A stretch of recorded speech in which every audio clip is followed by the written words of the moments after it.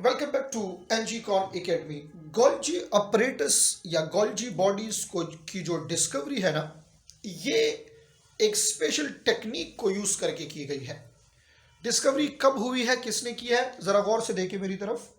Golgi bodies, इसकी जो discovery है तो जनाब ये हुई है 1898 में बाय अ साइंटिस्ट जिसका नाम है Camillo Golgi. Camillo Golgi, clear. अब कौन से टेक्निक को यूज करके इसने गोल्जी अपरेटस की डिस्कवरी की है? तो बाय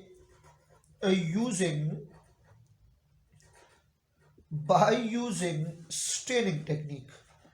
इसने स्टेनिंग की टेक्निक को यूज करके इसकी डिस्कवरी की है। और आप ऑलरेडी जानते हैं कि staining is a technique of dye. Staining is a technique which is use to make the things more visible.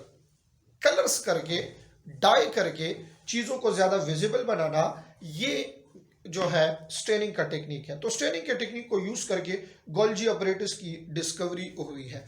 अब आप ये देखें कि ये गोल्जी अपरेटस ये बनते कहां पे है? तो गोल्जी अपरेटस जो है इसकी सिंथेसिस ये असल में होती है रफ एंडोप्लाज्मिक रेटिकुलम में, क्योंकि इसका जो केमिकल नेचर है ना, वो क्या है? वो प्रोटीन्स है।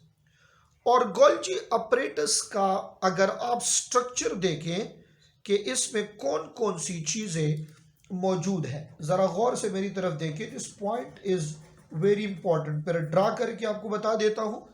इसके स्ट्रक्चर में आपको दो चीजें मिल रही हैं। वो कौन कौन सी चीजें हैं?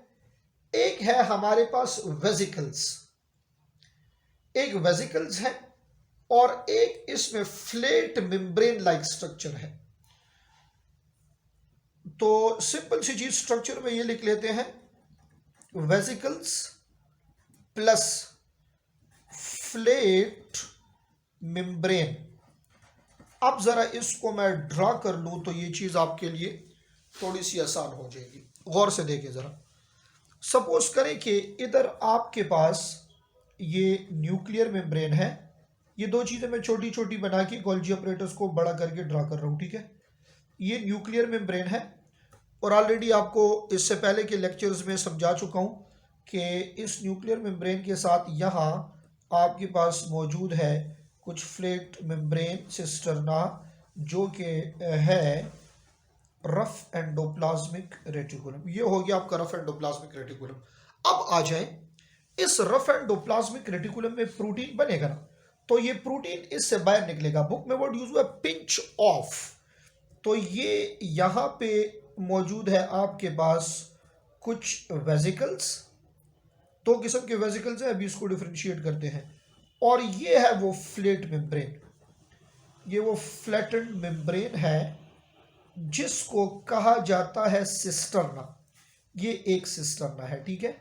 फिर इसके बाद ये देखिए, ये सेकंड फ्लैट मेम्ब्रेन है आपके पास, और दिस इज अनदर सिस्टर्ना। ये भी क्या है? ये भी सिस्टर्ना है, ठीक है।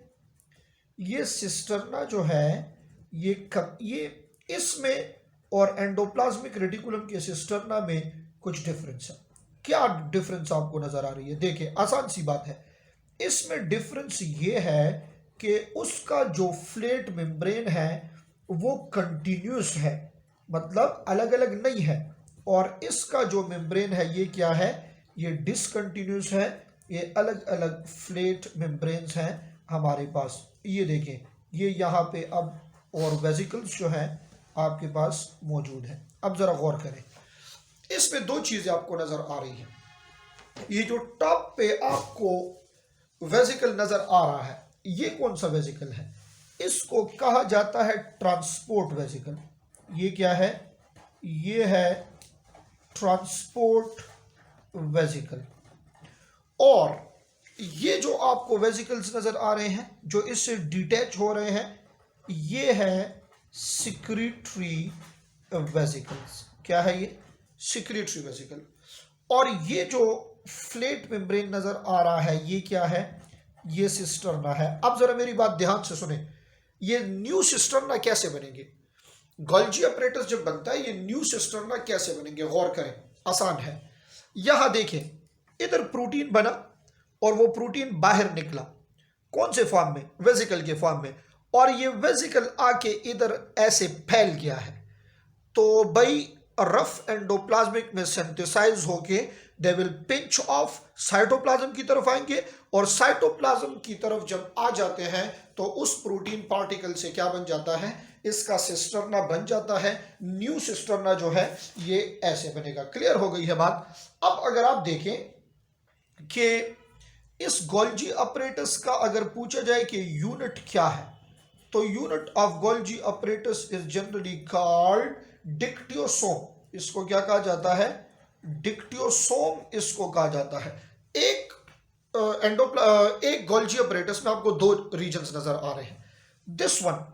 This is near to nuclear membrane, near to nuclear membrane, ये प्रॉक्सिमल रीजन, इसको सिस कहा जाता है। सिस रीजन प्रॉक्सिमल रीजन है, ठीक है, सिस रीजन। और ये सिस रीजन कहां होगा, याद रखिए, this is near to nuclear membrane. ये न्यूक्लियर मेम्ब्रेन के बिल्कुल नजदीक, यानी न्यूक्लियर मेम्ब्रेन के साइड पे है। और दूसरा जो आप रीजन देखते हैं, जो सेकंड फेज है इसका, जो डिस्टेंट रीजन है, डिस्टल रीजन जो है वो आपके पास क्या होगा, this is generally called trans region. तो सिस न्यूक्लियर मेम्ब्रेन की तरफ है, और ट्रांस रीजन जो है ये कहां पे होगा, नियर टू प्लाज्मा मेम्ब्रेन, इसका सरफेस प्लाज्मा मेम्ब्रेन की तरफ है।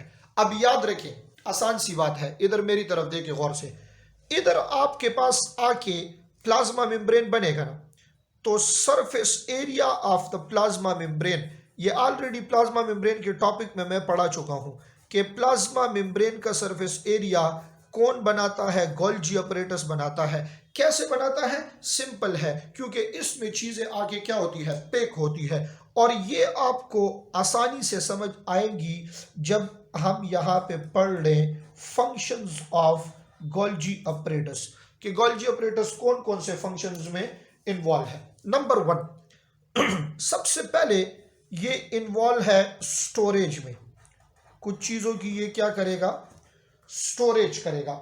ये स्टोरेज किस चीज की करता है, स्टोरेज ये असल में करता है सिक्रीटरी प्रोडक्ट्स की। किस चीज की, सिक्रीटरी प्रोडक्ट्स की, जो अदर ऑर्गेनेलीज चीजें बना ले वो यहां पे ले आते हैं और इसकी स्टोरेज यहां पे हो जाती है। नंबर 2,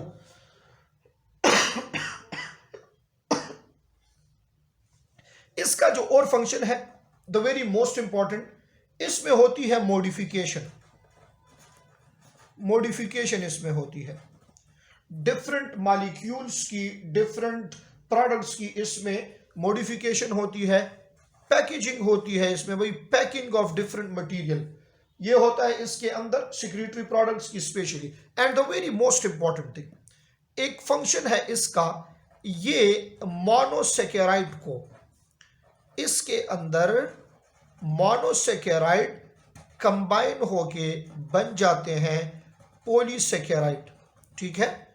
तो सिंथेसिस ऑफ सेलवॉल, इसके ऊपर बात की थी हमने, सेलवॉल में ग्लूकोज कंबाइन होके जब बनाते हैं सेलुलोज, तो उससे बाद में सेलवॉल बन जाता है। तो अगर आपसे पूछा जाए cell wall is synthesized by which organelle, तो ये बनती है जनाब, ये सेलवॉल जो है इसको गोल्जी अपरेटस सिंथेसाइज करता है, क्योंकि मोनोसेकेराइड इसके अंदर आके कंबाइन होते हैं और वो पॉलीसेकेराइड बन जाते हैं। फिर ये पॉलीसेकेराइड कंबाइन होते हैं, ये पॉलीसेकेराइड, इसी गोल्जी अपरेटस के अंदर बात हो रही है, पॉलीसेकेराइड ये अगर कंबाइन हो जाए प्रोटीन के साथ तो इससे कंजुगेटेड मॉलिक्यूल बनेगा जिसको कहा जाता है glycoprotein.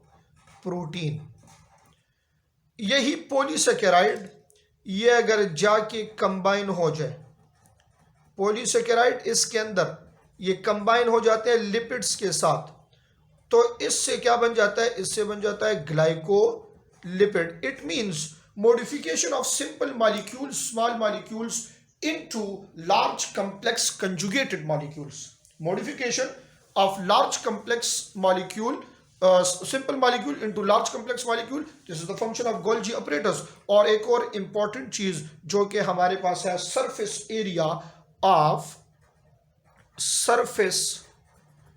area to cell membrane. Cell membrane को सरफेस एरिया कौन दे रहा है? Golgi apparatus. और ये डिटेल से हम एक्सप्लेन कर चुके हैं प्लाज्मा मेम्ब्रेन, सेल मेम्ब्रेन के टॉपिक में. क्लियर हो गई ये बात? अच्छा जी, ये एक चीज देख लें, जो न्यूक्लियर मेम्ब्रेन के करीब है वो सिस है, और जो इसके नीचे वो ट्रांस रीजन है जो प्लाज्मा मेम्ब्रेन के करीब है. अक्सर स्टूडेंट इसको फिर याद नहीं कर पाते कि सिस रीजन कौन सा है और ट्रांस रीजन कौन सा है. मैं आपको सिंपल सा फार्मूला बता देता हूं. ये वाला सिस जो है CIS, सिस रीजन, सिस ट्रांस वाला है. बट अगर आप देखिए एक होता है SIS, तो SIS सिस हम किसको कहते हैं? सिस्टर के लिए यूज होता है ना. तो देखें, sisters are more closer to heart. मेरी बात गौर से सुने, sister are more closer to heart. तो यहां पे भी जो सिस रीजन है, this is more closer to the heart of cell. यानी आप कह सकते हैं जो न्यूक्लियस के करीब है ये सिस रीजन है, और जो प्लाज्मा मेम्ब्रेन के करीब है ये क्या है? ये ट्रांस रीजन है. This is all about most important organelle Golgi apparatus.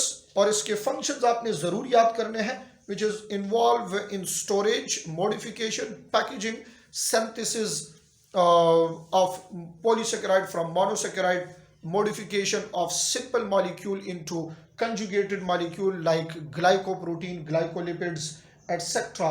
ये सारे इससे बन जाते हैं. नेक्स्ट जो आप ऑर्गेनेली पढ़ेंगे ना, लाइसोसोम, तो याद रखिए उसमें भी हम गोल्जी apparatus यूज करेंगे, क्योंकि प्राइमरी लाइसोसोम जब बनता है तो गोल्जी apparatus से ही निकलता है, और वो प्राइमरी लाइसोसोम उसके एंजाइम जब जाके मॉडिफाई होते हैं, फंक्शनल होते हैं, तो वो सेकेंडरी में कन्वर्ट हो जाता है. तो इस डायग्राम के इस सिस ट्रांस को आप याद रखें, ट्रांसपोर्ट वेजिकल और सेक्रेटरी वेजिकल को याद रखें, साथ में इन फंक्शंस को याद रखें, ताकि लाइसोसोम पढ़ते वक्त आपको कोई मुश्किलात ना हो. क्लियर हो गई ये बात? So next topic is about lysosome.